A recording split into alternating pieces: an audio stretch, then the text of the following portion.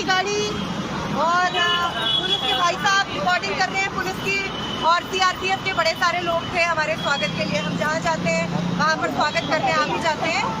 ये तो मैं अभी भी मानती हूँ कि हमारी यूनियन की, हमारी बहनों की, हमारे संघर्ष की ये सबसे बड़ी जीत है कि हम जहाँ जाते हैं हमसे पहले पुलिस पहुँच जाती है। हम इसको अपने लिए तमगा मानते हैं, हम इसको अपने लिए बहुत बड़ी चीज मानते हैं। ये हमारी सबसे बड़ी चीज है। अगर दिल्ली सरकार को, आम आदमी पार्टी को, बीजेपी और डिपार्टमेंट को ये लग रहा है कि वो टर्मिनेशन करके हमें डरा धमका के चुप करवा देगी, तो ये वो पहले भी इसको करने में फेल हो चुके थे, अब तो वो और फेल होंगे।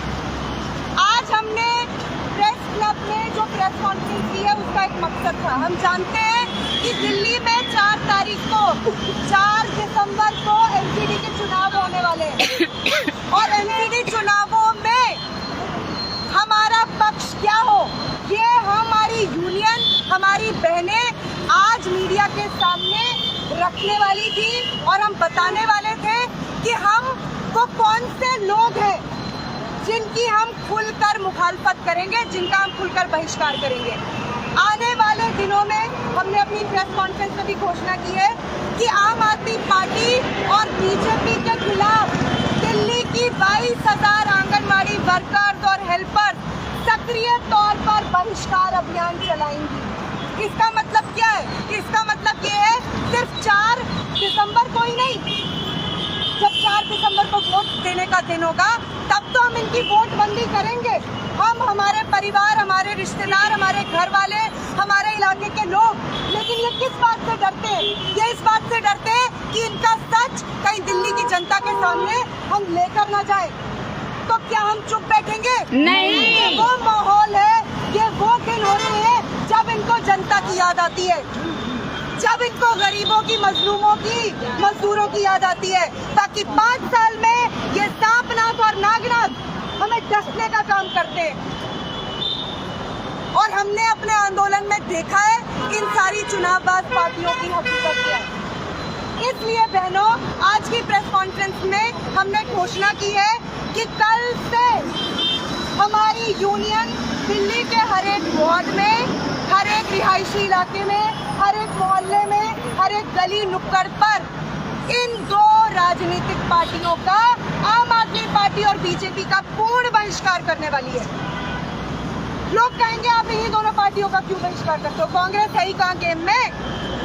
हम उस पर अपनी एनर्जी जाया करें और इनको, इनमें से किसी एक को जीतने दें? नहीं।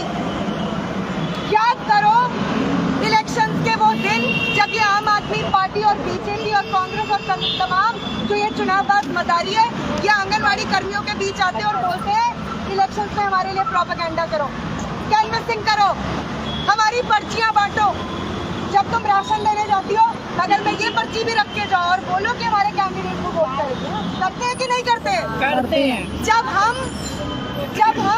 ये काम कर रहे थे उस दौर में, जब ये हमसे बेगारी करवा रहे थे, अब क्या हम अपनी यूनियन के लिए, अपने अधिकारों के लिए, अपने संघर्ष के लिए इनकी वोटबंदी का आह्वान नहीं कर सकते? कर सकते हैं, बिल्कुल कर सकते हैं। इसलिए कल से बहनों हमने ये घोषणा की अपनी प्रेस कॉन्फ्रेंस में कि हमारा बहिष्कार अभियान जोरों शोरों से इन दोनों पार्टी के खिलाफ चलेगा और दिल्ली में हम वो माहौल बनाएंगे कि इनकी असलियत के बारे में सबको पता चले। दूसरी बात, अगर हमारी मांगों को, हमारी बहनों को तत्काल बहाल नहीं किया जाता है तो हम मजबूर होंगे एक बार फिर से स्ट्राइक पर जाने के लिए।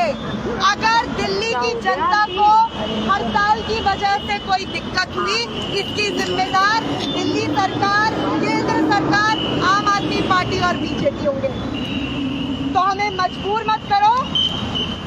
जो हमारा मामला है उसका तत्काल संज्ञान लो। बहाली आपको करनी होगी। अभी WCD डिपार्टमेंट और दिल्ली सरकार कहते हैं हमारे तो हाथ बंधे हुए हैं, मामला सब जुड़े से। आपको किसी ने नहीं रोका है कि आप कोर्ट में एक एफिडेविट दो और बोलो कि सारे के सारे टर्मिनेशन इलीगल थे, गैर कानूनी थे और हम इनको तत्काल बहाल कर रहे हैं। और पिछले अपना बकाया मानदेय यानी कि एरियत वो सब दे रहे हैं। आप डिक्लेयर कर दो, आपको किसने रोका है? लेकिन अगर आपको ये लगता है कि किसी आर.एस. सुहेल से और किसी लता नेगी से और किसी कैलाश गहलोत से कोई वार्ता करके तुम्हारी मीठी गोली में हम आ जाएंगे, तो हम वो नहीं करेंगे। दूध का जला छाछ भी फूक फूक कर पीता है और दिल्ली पुलिस भी घेरेबंदी कर रही है हमारी। बढ़िया है, अच्छी बात है, अच्छा है, लाइव हो रहा है और भी अच्छा है। पूनम जी, आप वहाँ का भी थोड़ा नजारा दिखाइए। पुलिस आ गई, पुलिस उनकी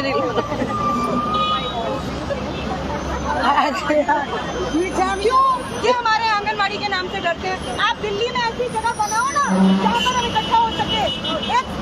एक सेंट्रल पार्क था जहाँ हम इकट्ठे होते थे, वहाँ इन्होंने मिलकर, दोनों ने मिलकर सेंट्रल पार्क में हम मीटिंग नहीं कर सके, तो सेंट्रल पार्क की हम करिए पब्लिक के लिए। वाह, क्या ताकत है हमारी। आओ, हमने अभी तक बहुत अच्छा किया है और एमसीडी के इलेक्शंस आने तक बहनों कमर कस लो, कमर कस लो। ऑलरेडी पेट में बहुत पट्टी बांध चुके हो, थोड़ी और बांधो। वजन भी सब लोगों के गिरे हुए। जिंदाबाद जिंदाबाद जिंदाबाद, हमारी एकता जिंदाबाद जिंदाबाद जिंदाबाद, हमारी एकता जिंदाबाद जिंदाबाद जिंदाबाद, यूनियन जिंदाबाद जिंदाबाद जिंदाबाद, यूनियन जिंदाबाद जिंदाबाद जिंदाबाद, इंकलाब जिंदाबाद जिंदाबाद जिंदाबाद, इंकलाब जिंदाबाद जिंदाबाद जिंदाबाद। अपना हक हम लेके रहेंगे, हम अपना अधिकार मांगते, नहीं किसी से भीख मांगते, हम अपना अधिकार मांगते, नहीं किसी से भीख मांगते। बहनों, इसके अलावा हमने जो सुप्रीम कोर्ट में अपना केस डाला है, अभी तक कल के जो केसेस है उसकी लिस्ट नहीं आई है। 7:30 बजे तक पता चलेगा। कोई जरूरी नहीं है कि कल तारीख पड़े, भी अगले हफ्ते भी तारीख आ सकती है, क्योंकि इस टाइम चीफ जस्टिस जो सबसे बड़े जज होते हैं, आपको पता है वो बदल गए हैं, उसकी वजह से पूरा रोस्टर शिफ्ट हो गया है। हालांकि ये रोस्टर बाकी सारे मामलों में कभी शिफ्ट नहीं होता है। जब उनको रातों रात अमीरजादों के मामलों में सुनवाई करनी होती है, धन्ना सेठों के मामले में सुनवाई करनी होती है, पूंजीपतियों के लिए सुनवाई करनी होती है। भाई साहब की मैं भाषण दे रही हूँ ना, आप बाद में ले लो। जब ये सारे मैटर होते हैं तब सुप्रीम कोर्ट रात को भी हियरिंग करता है, हाई कोर्ट भी रात को हियरिंग करता है। लेकिन हम तो मजदूर है ना, हम मजदूर हैं, हमारे मामले में रोस्टर्स बदलते हैं, सब कुछ होता है। लेकिन कोई नहीं, हमने थोड़ा इंतजार किया, हम और इंतजार कर सकते हैं।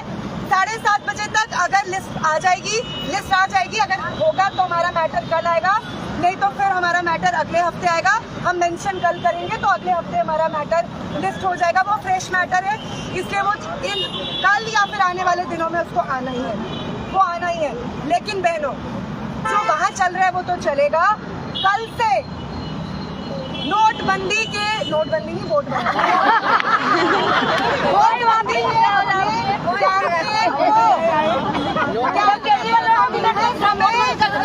महज हमें नरेंद्र मोदी और आम आदमी पार्टी के अरविंद केजरीवाल की तरह जुमला नहीं बनाना है। वोटबंदी कोई जुमला नहीं है, वोटबंदी को हमें हकीकत में तब्दील करना है। आप अपनी ताकत को पहचानो, आप ये पहचानो कि आप